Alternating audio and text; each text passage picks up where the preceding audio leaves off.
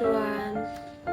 Can you imagine living in a world where your local language slowly disappears because everyone prefers speaking English? Sounds scary, right? Well, that is one of the interesting issues discussed in the book Language Planning and Education, written by Gibson Ferguson. As future English teachers, we usually focus on grammar, speaking, or teaching methods. But have we ever thought about how language can shape identity, politics, education, and even power? Okay, this book talks about all of those issues in a very interesting and critical way. Today, I will recommend this book. This textbook is by giving a short summary discussing its strengths and weakness, explaining why I think this book is worth reading, especially for English learners and future English teachers. First, let me give a concise summary of the book. Okay, language planning and education mainly discuss how language policies influence education and society. The book explains important topics such as bilingual education, minority language, language revitalization, the global spread of English, and language teaching methods in different countries. The target readers of this book are students, researchers, teachers, and people interested in sociolinguistic and language education.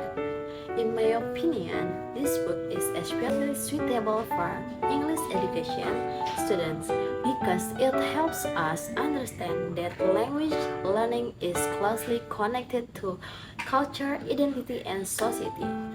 Now, let's move to the strengths of this book. The first strength is that the topic is very relevant to today's world. English is now used globally and many countries face issues related to bilingual education and language policy. Because of that, this book helps students or readers understand real education is situational happening around the world. For example, the author explains bilingual education in the United States and discussion how school handles students from different linguistic background. I think this example is very meaningful because classrooms today are becoming more multicultural and diverse. The second strength is the use of real case studies. The author doesn't only explain theories but also provides real examples from different countries. One example is the discussion about Welsh and Beaver language in the chapter about language revitalization. This part shows how some communities try to preserve their local language from disappearing. Because of this example, the discussion becomes more realistic, interesting, and easier to understand. The third strength is that the book is encourage critical thinking. After reading this book, readers can understand that language is not only communication tool but also something connected to identity, politics, and social power. As future teachers, I think this perspective is very important because we will teaching students from different social and cultural backgrounds. Another thing I like is the organization of the book. Each chapter focuses on one major topic so the explanation feels systematic and easy to follow. However, besides the strengths, this book also has several weaknesses. This first weakness is the use of academic language. Some chapters contain difficult vocabulary and formal explanations that may be challenging for beginners, especially readers who are not familiar with sociolinguistic or language policy studies.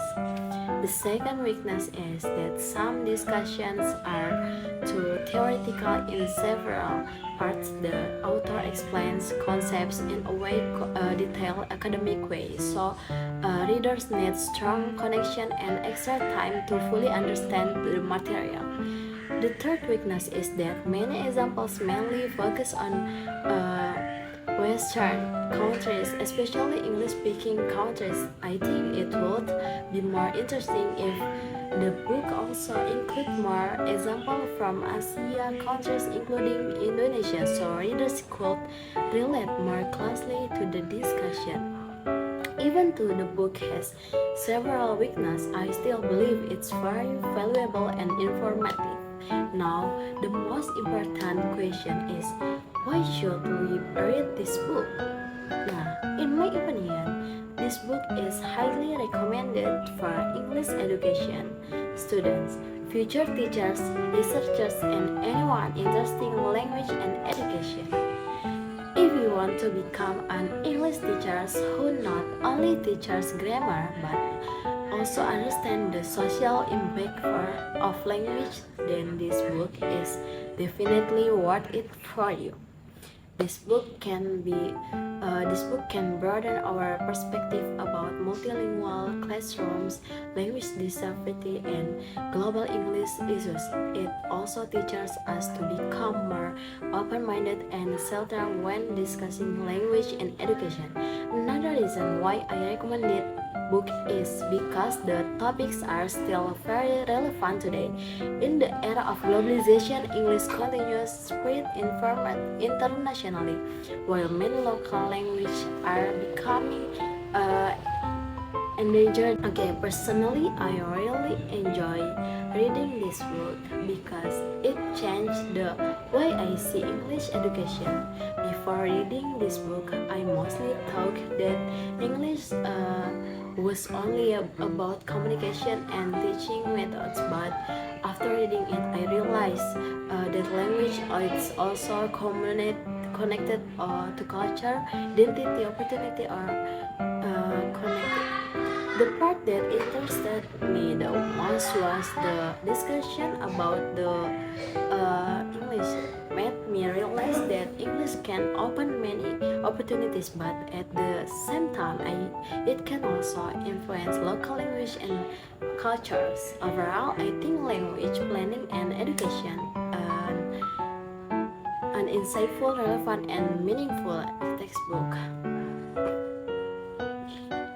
Okay, so if you are interested in language education, sociolinguistic, or global English issues, highly recommended this book.